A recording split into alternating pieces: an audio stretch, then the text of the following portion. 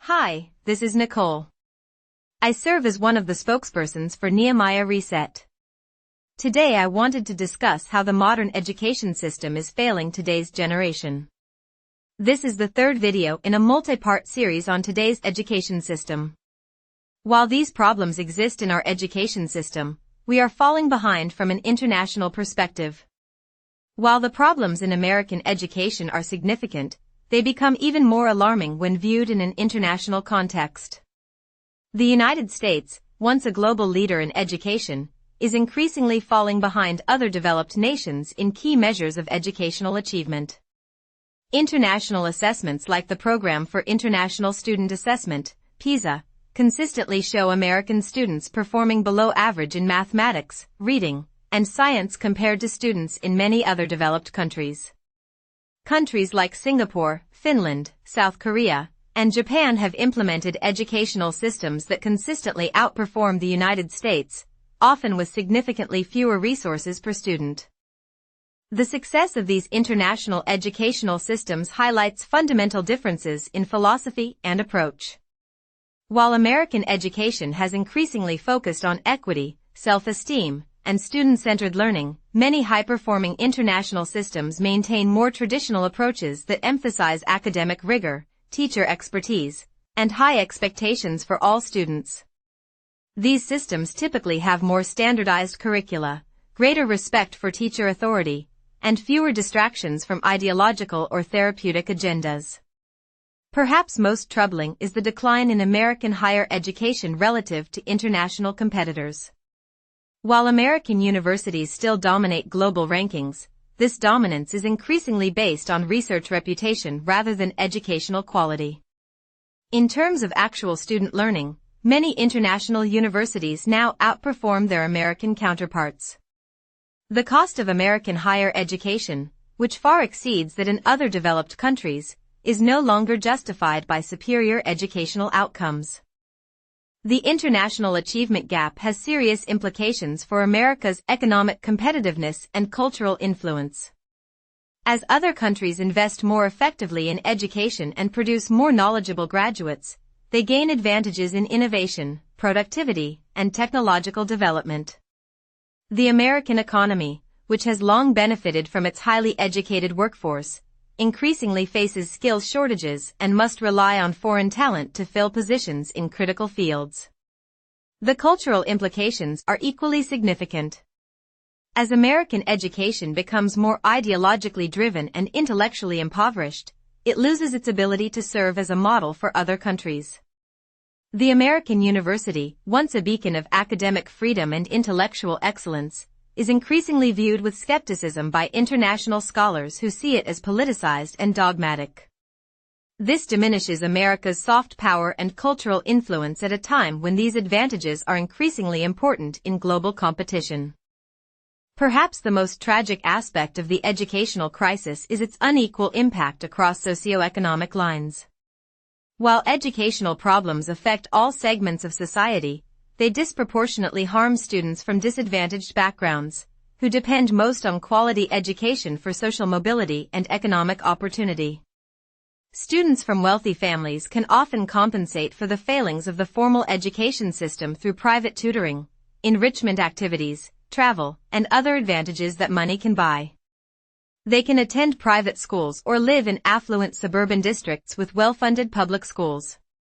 When they reach college, they benefit from legacy admissions, parental connections, and the ability to pay for additional support services. Students from disadvantaged families, by contrast, depend almost entirely on the formal education system for knowledge and skills development. When this system fails them, they have few alternatives. They attend underfunded schools with less experienced teachers, fewer resources, and more disciplinary problems. They lack access to the enrichment activities and support services that their more privileged peers take for granted. The result is an educational system that often reinforces rather than reduces socioeconomic inequality.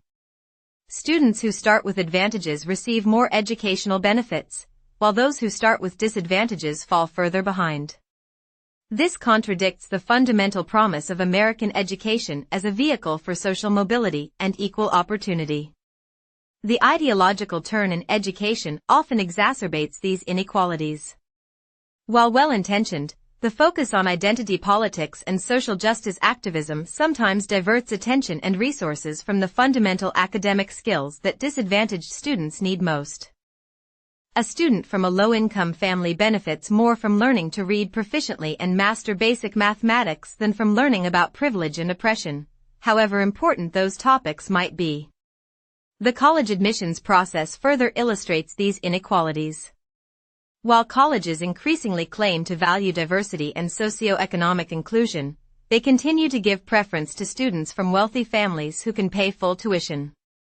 Legacy admissions, athletic recruitment, and development cases, children of potential donors, primarily benefit privileged students. Even need-based financial aid often fails to make college truly affordable for students from the poorest families. The student debt crisis disproportionately affects students from disadvantaged backgrounds. While wealthy students can attend college debt-free, poorer students often must borrow substantial amounts to finance their education. When they graduate into a weak job market, they struggle to repay these loans, creating a cycle of debt that can persist for decades. This turns higher education from a vehicle for upward mobility into a mechanism for perpetuating economic inequality. What are some of the future consequences? A civilization at risk. The problems plaguing modern education are not merely academic or economic issues, they represent an existential threat to the future of civilization. A society that fails to properly educate its citizens jeopardizes its ability to solve complex problems, maintain democratic institutions, and preserve its cultural heritage. The most immediate consequence of educational decline is the erosion of democratic governance. Democracy requires an informed citizenry capable of critical thinking, reasoned debate, and evidence-based decision-making. When education fails to develop these capabilities, democracy becomes vulnerable to manipulation, demagoguery, and authoritarianism. Citizens who cannot distinguish between fact and opinion, who lack historical perspective, and who are unable to construct logical arguments are ill-equipped to participate meaningfully in democratic processes. The scientific and technological progress that has driven human advancement depends on a well-educated populace. When educational systems fail to produce students with strong foundations in mathematics, science, and critical thinking, they undermine the pipeline of future scientists, engineers, and innovators. This threatens not only economic competitiveness but also the ability to address pressing global challenges like climate change, disease, and resource scarcity. The solutions to these complex problems require the kind of deep thinking and interdisciplinary knowledge that only a rigorous education can provide. Cultural continuity itself is at risk. Education serves as the primary mechanism for transmitting the accumulated knowledge, wisdom, and artistic achievements of human civilization from one generation to the next. When this transmission breaks down, each generation must essentially start from scratch, losing the benefits of centuries of human progress. The great works of literature, the insights of philosophy, the lessons of history, and the beauty of art become inaccessible to those who lack the educational foundation to appreciate them. This cultural impoverishment represents a profound loss for humanity. Social fabric is also threatened by educational decline. A shared educational experience, with its common body of knowledge and values, helps bind a diverse society together. When education becomes fragmented and ideologically driven, it loses this unifying function and instead contributes to social division. Citizens who lack a common understanding of their history and institutions find it increasingly difficult to engage in civil discourse or find common ground on important issues.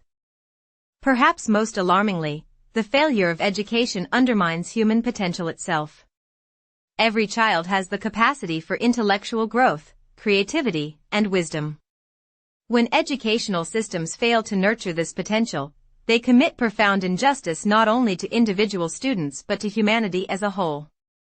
The lost discoveries, the unwritten masterpieces, the unsolved problems, these represent the true cost of educational failure. With the critical status of our education system, we need to develop a path forward and a blueprint for restoration of our education system. Addressing the crisis in education requires more than minor adjustments or reforms. It demands a fundamental rethinking of educational philosophy and practice. The path forward must involve a return to first principles, a renewed commitment to academic excellence, and a willingness to challenge the prevailing orthodoxies that have led to our current predicament. First and foremost, we must restore the primacy of knowledge transmission in education. The fundamental purpose of education is to transmit the accumulated wisdom of human civilization to the next generation. This requires a content-rich curriculum that exposes students to the best of human thought and achievement in all disciplines.